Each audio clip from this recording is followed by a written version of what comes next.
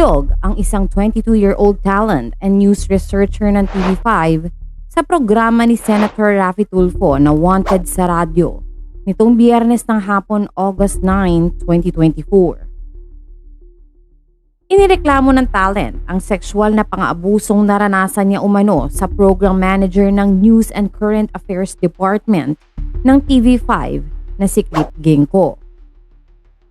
Bilang proteksyon sa katauhan at reputasyon ng complainant, tanging ang boses niya ang narinig habang tinatanong ni Tulfo tungkol sa karahasang kanyang naranasan. Pero isiniwalat itong nagsimula siyang magtrabaho bilang researcher ng programang Boodle Alert nito lamang July 15, 2024. Ayon sa talent, naganap ang pang-aabuso umano sa kanya sa isang hotel sa Pasig City noong July 23, 2024. Isinalaysay ng talent na niyaya siya umano ni Ginkgo na mag-inuman sila sa isang bar sa poblasyon Makati City. Nalasing daw siya ng husto kaya hindi niya nagawang manlaban nang isa katuparan ni Ginkgo ang panghahalay sa kanya sa loob ng hotel room. Lahat ng talent, dahil puro suka na po ang damit ko, sabi niya po, hubarin mo na. So ako naman, hinubad ko na rin po kasi wala naman pong mali siya dahil parehas naman po kaming lalaki. Hinubad ko na rin po yung pants ko tapos dumiretso na po ako sa kama kasi nga po lasing na ako. Kasunod nito ay dinetali ng talent ang pang-aabusong ginawa umano sa kanya ni Ginkgo. Nung nakahiga na po ako, nung natutulog na ako, doon ko naramdaman na hinahawak-hawakan niya po yung ano ko. Hindi po ako makalaban dahil lasing na talaga ako noon. Hinawak-hawakan niya yung ari ko tapos in-stroke po niya. Pinipilit rin po niya ipahawak yung ari niya sa akin. Isinubo rin niya po yung akin. Tuluyan ang napaiyak ang talent habang sinasariwa ang kanyang mapait na karanasan. Hindi ko na rin po malabanan kasi nga ho sobrang hina ko noon. Ang kaya ko na lang pong gawin, hindi po hawakan yung ari niya. Nagising na lang din na po ako, nakatabi ko siya. Pero naghahalong takot at galit pong nararamdaman ko sa kanya. Ngunit hindi po ako nagpahalata na galit. After po noon, pinagrab pa niya ako pauwi para hindi ako pag-isipan ng masama. Dumiretso na po ako sa action center para magsabi po. Tapos po nagpunta pa ako sa mga pulis, lahat ng talent.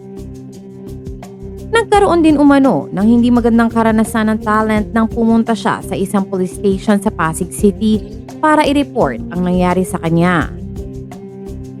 Iba po kasi yung police jurisdiction.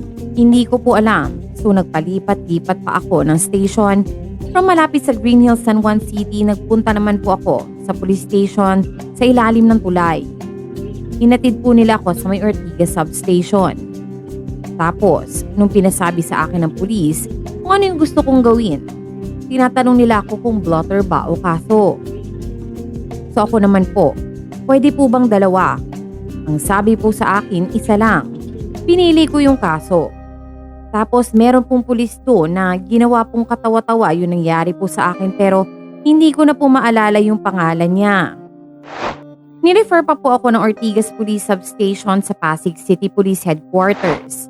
Doon na po ako binigyan ng investigasyon. Nanginginig ang boses na testimonya ng talent. Sinabi ng talent na malakas ang ulan noong araw na yun kaya hindi na sila nakapunta ng investigador sa hotel kung saan nangyari ang insidente para mag-imbestiga.